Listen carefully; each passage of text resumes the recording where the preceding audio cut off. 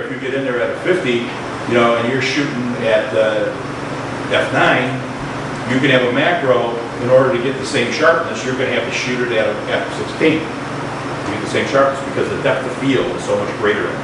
Depth of field can be used to your advantage when it comes to food work, because what does it do?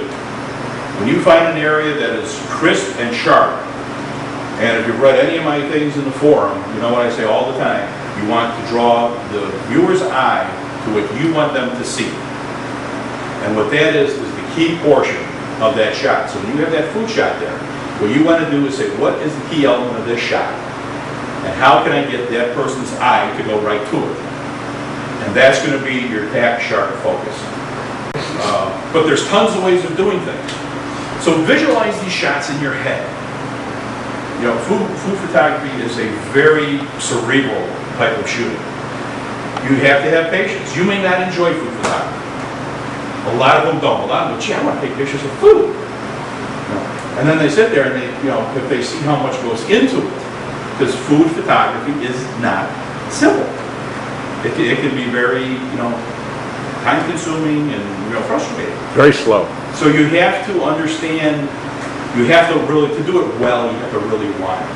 But even if you don't want to do it like what I do, you know, because 70% of everything well, not 70%, except when we do our workshops, when I'll go into portraits and we'll do landscapes, and more and these landscapes, I'll put those there. But, you know, my big forte is food work. I love it. I love being in the kitchen. It gives me a culinary motor.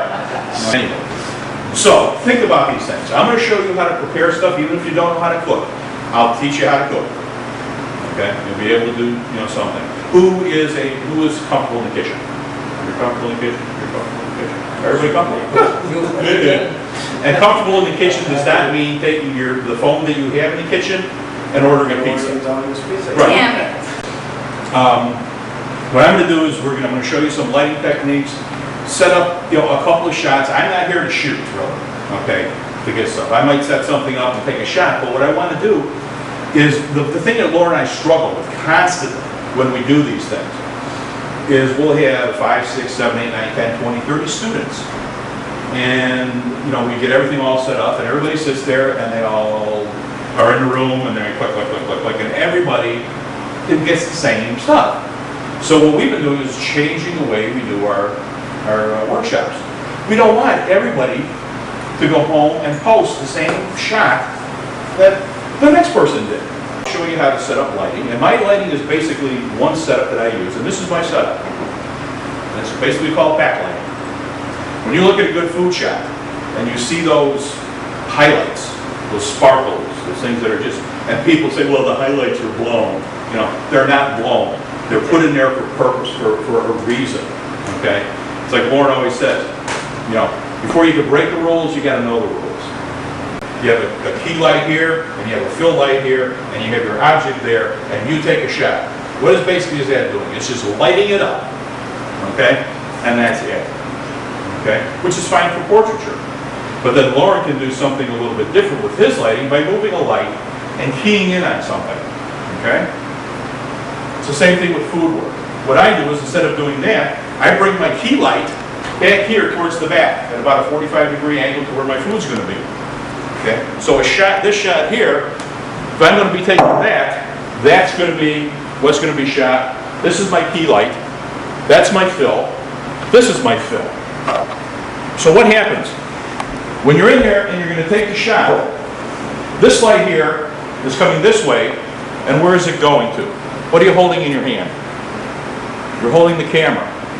The light is coming down, that's giving you your reflective, it's reflecting in, and that's where you're getting those highlights from. Which you're not going to get it if you just had lights here and here, because what basically happens? Your light comes here and it bounces that way. Okay? You're not getting that much coming back. So this way you get those nice highlights, those reflections. Okay? This is a fill. This is another fill. Okay? Basically, this light here will be your key light. This one here will usually be 2 to 3 stops lower. This one over here will be at least another stop lower than that.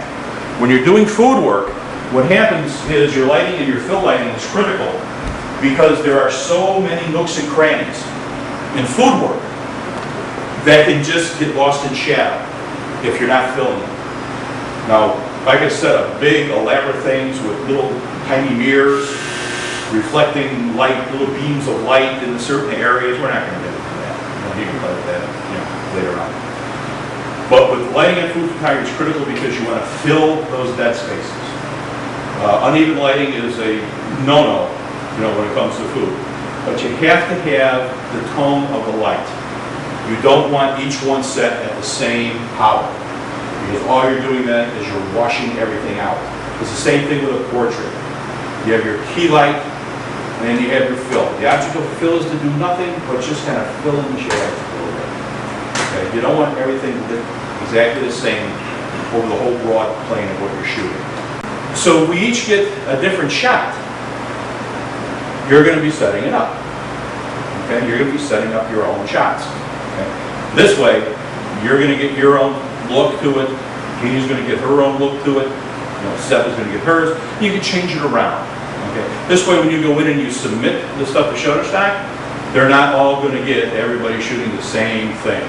And what are you doing then? You're competing with you're cutting your sales. Granted, you may not like the food work. I do. You should hear me.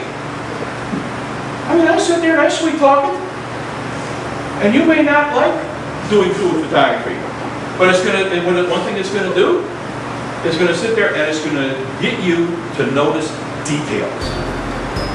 And the number one thing, especially in food work, is details.